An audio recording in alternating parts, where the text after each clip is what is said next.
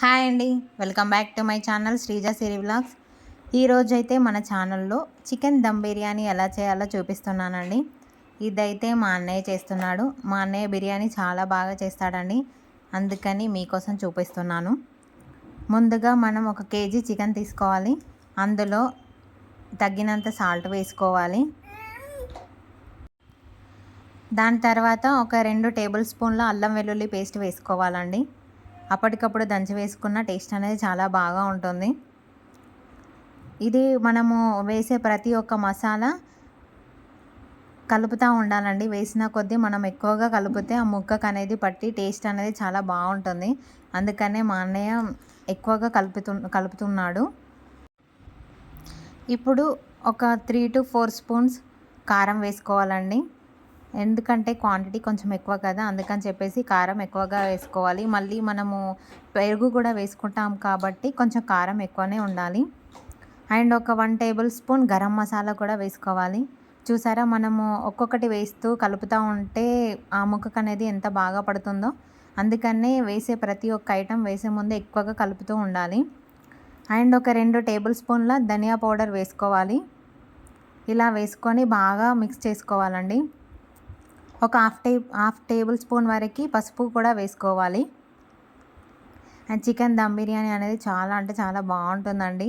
మనం మళ్ళీ ఇట్లా చికెన్ని ఫ్రై చేయడం అది ఇది ఏముండదు కదా, అందుకని ఇట్లా ఎక్కువగా కలిపేసుకొని చేసుకుంటే బాగుంటుంది.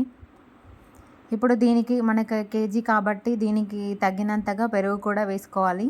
అంటే మీకు అది పెరుగు అనేది మీకు కలుపుతూ ఉంటే ఆ కన్సిస్టెన్సీ అనేది తెలిసిపోతుందండి.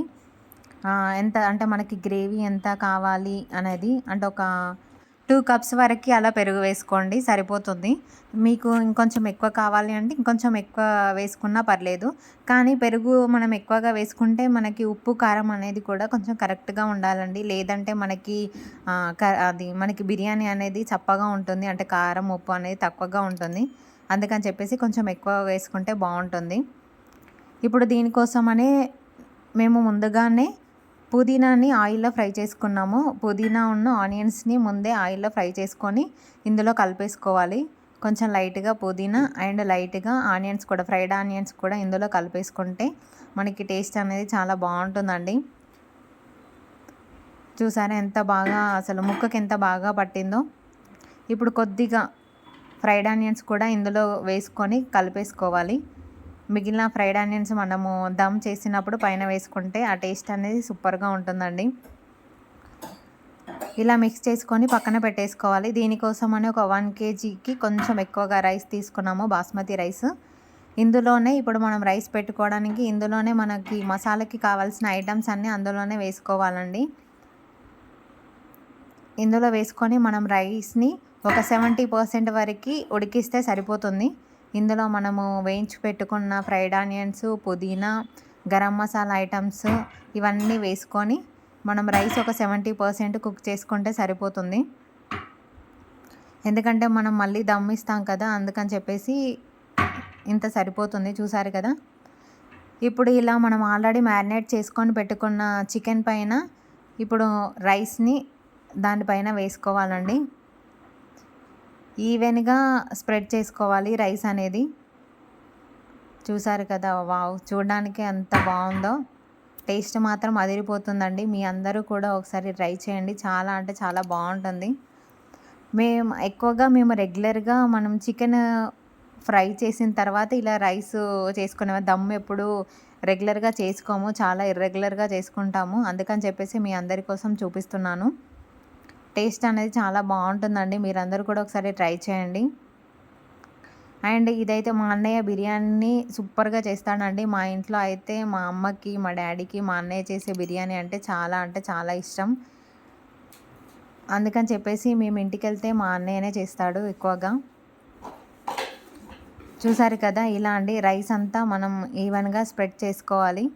అలా అయితేనే మనకి మంచిగా ఉడుకుతుంది.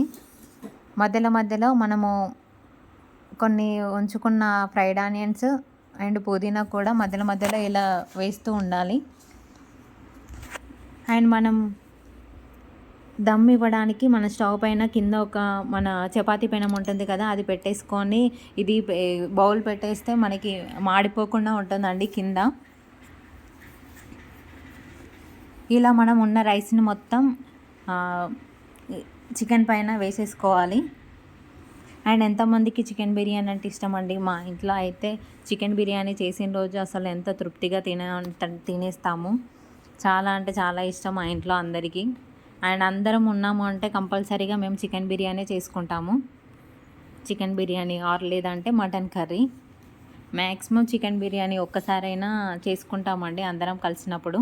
చూసారు కదా, ఇలా మొత్తం రైస్ అంతా వేసుకొని పైన ఫ్రైడ్ ఆనియన్స్ను కొంచెం పచ్చిది పుదీనా, కొంచెం వేయించి పెట్టుకున్న పుదీనా వేసుకొని ఇప్పుడు దమ్ అంటే స్టవ్ పైన మనము పెట్టేసుకోవాలి. ఇది ఒక 15 to 20 మినిట్స్ సరిపోతుందండి. అది పెట్టేసుకొని మనం దీనిపైన వెయిట్ పెట్టేస్తే సరిపోతుంది. దాని తర్వాత మనకి చికెన్ దమ్ బిర్యానీ రెడీ అయిపోతుంది. సూపర్గా ఉంటుందండి. మీరందరూ కూడా ఒకసారి ట్రై చేయండి. Thank you.